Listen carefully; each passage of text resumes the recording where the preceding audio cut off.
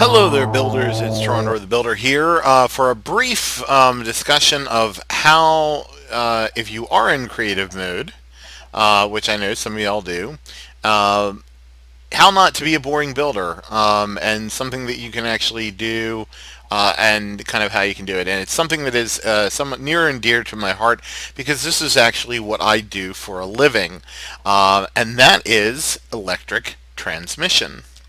Now, in Minecraft, of course, electric transmission or power transmission takes place through redstone, as we all know. But one thing I have often wanted to know how to do is how to go and create da, da, da, da, power lines. Now, as you can see, I mean, if you're just looking for something that kind of looks like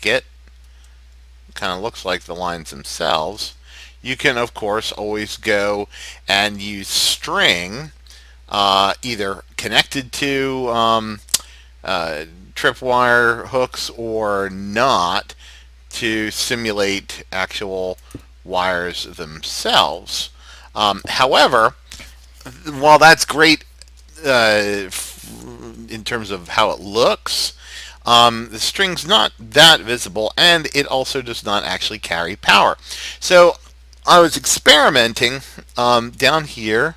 Here's some string on the ground with various materials to see which ones I could use to try and create my power lines.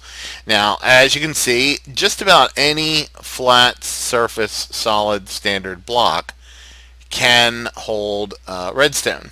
Now, obviously, your excuse me, my half slabs here. Where's the half slab? There it is. If I put the half slabs on the ground and then go to put the redstone on them, it's not going to work. It's not going to work. It's not going to work. It's not going to work. Not even over here. Just in case some of y'all are wondering. So, it does have to be the top half of the block, but that will work for half slabs and stairs as well as normal blocks. Now, I thought, well, that's going to look kind of clunky and bulky up there hanging in midair unless I make truly massive looking structures. So I thought, well, what about iron bars? Because I could lay it across the top. Or glass, because I could lay it across the top. All right, well, how about glass blocks? No. Or shaded glass blocks, colored glass blocks? No. What about these signs, while transparent in some respects, are usually good for stopping water? So no.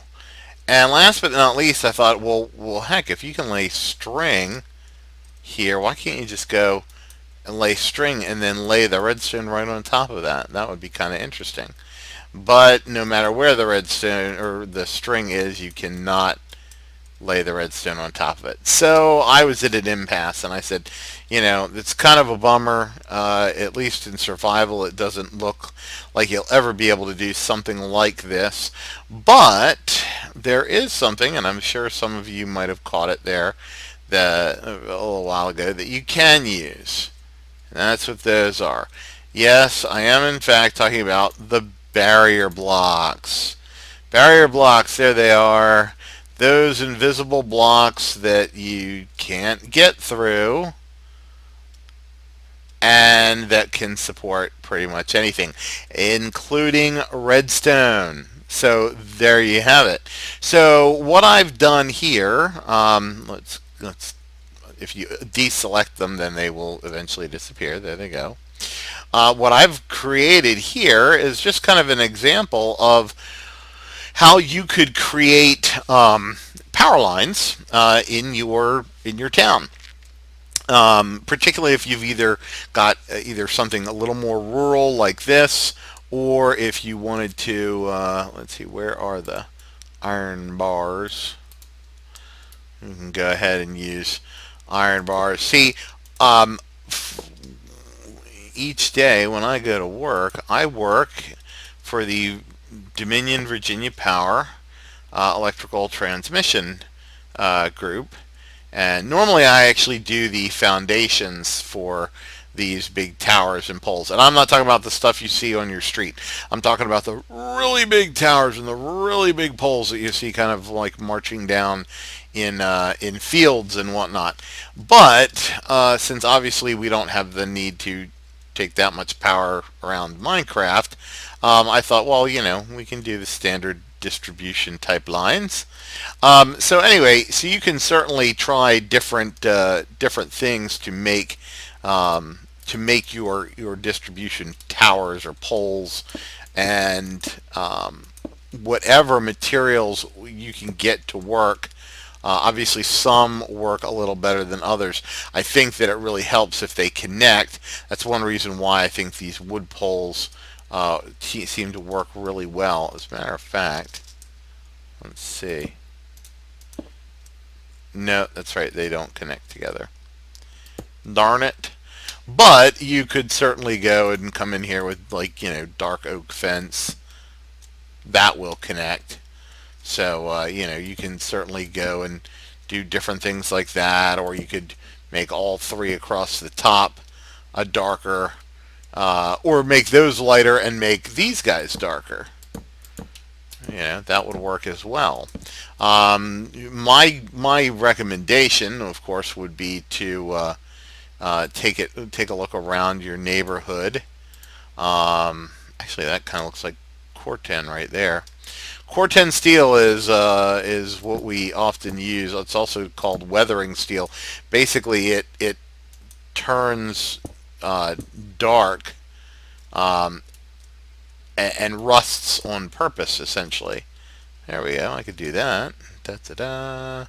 Anyway, you can use any different combinations of this.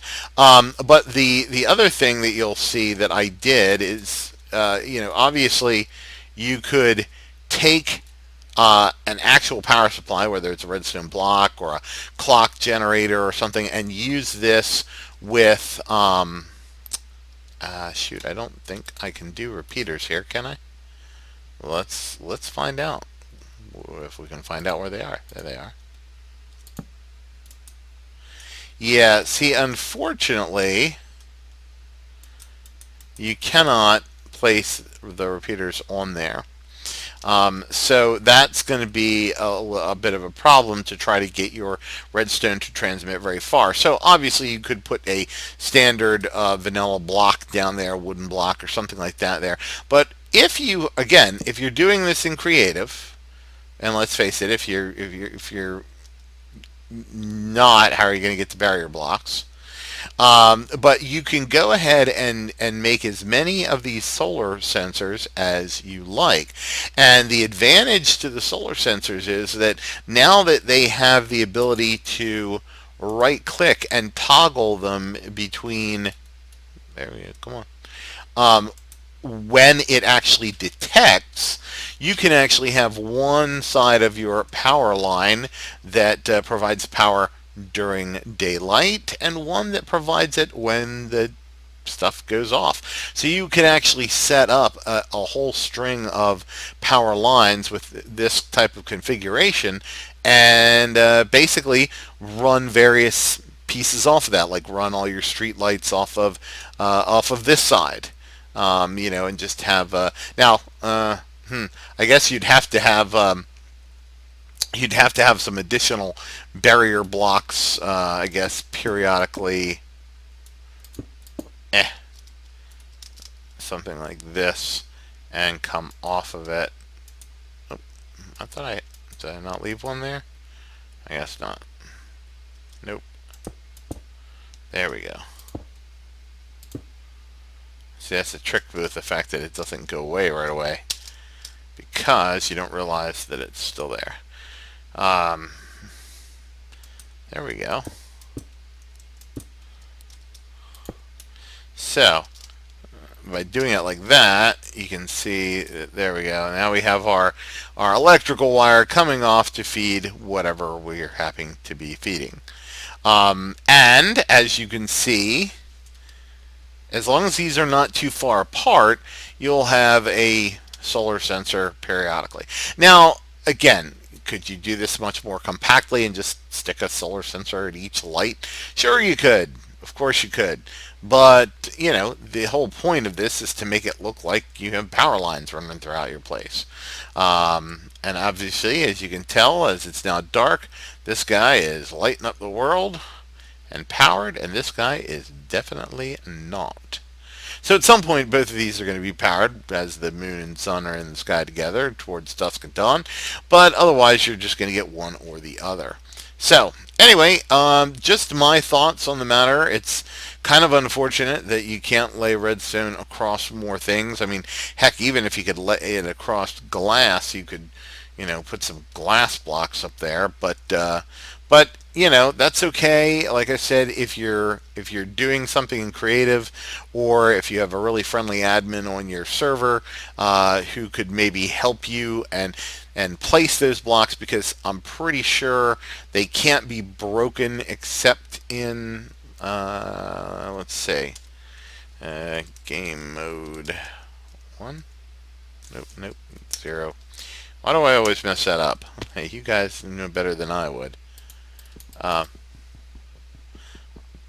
pretty sure that no matter what I've got, I am not breaking that. Because it's a barrier block. That's the whole point of it. It's not breakable. It's kind of like invisible bedrock. So you don't have to worry about people breaking it. Now, obviously, they can break the redstone that's on top of it. That's a given, but that's okay. Of course, the funny thing is too that if you do look at it from the underside, you don't actually see the wire.